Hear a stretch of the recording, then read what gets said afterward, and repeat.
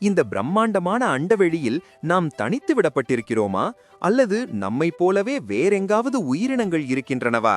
இந்த கேள்வி நம் அனைவரின் மனதிலும் எழாத நாளில்லை. பல வருடங்களாக இது அறிவியல் புனைகதையாக மட்டுமே இருந்தது. ஆனால் இன்று அறிவியல் தொழில்நுட்பத்தின் வளர்ச்சியால் விடை காணும் தூரத்திற்கு மிக அருகில் நாம் வந்திருக்கிறோம். சமீபத்திய ஆய்வுகள் என்ன சொல்கின்றன என்பதை பற்றித்தான் இன்று பார்க்க போகிறோம். முதலில் நம் அண்டை வீடான செவ்வாய் கிரகத்தை எடுத்துக்கொள்வோம். நாசாவின் பெர்சிவியரன்ஸ் ரோவர் அங்கே ஒரு வரலாற்று சாதனையை செய்துள்ளது. செவ்வாய் கிரகத்தில் உள்ள ஜெசிரோ என்ற பள்ளத்தில் அது ஆய்வு செய்து வருகிறது.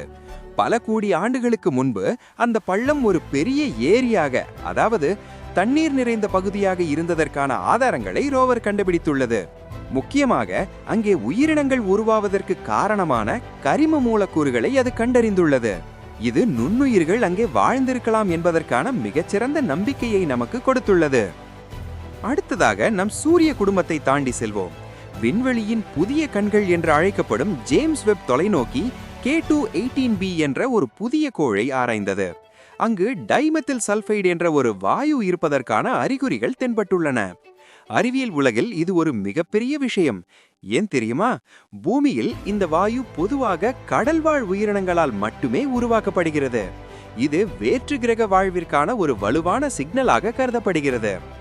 முடிவாக சொல்வதென்றால், வேற்று கிரகவாசிகள் என்றால் உடனே சினிமாக்களில் வருவதைப் போல விசித்திரமான உருவங்களை நாம் எதிர்பார்க்க தேவையில்லை. ஒரு சிறிய நுண்ணுயிரி, அதாவது மைக்ரோப் கண்டுபிடிக்கப்பட்டால் கூட அது மனித குல வரலாற்றின் மிகப்பெரிய கண்டுபிடிப்பாக இருக்கும். ஆதாரங்கள் அடுத்த 10 அல்லது 20 ஆண்டுகளில் நமக்கு கிடைத்துவிடும் என்ற நம்பிக்கையோடு விடைபெறுகிறேன். நன்றி. Signing off explore beyond.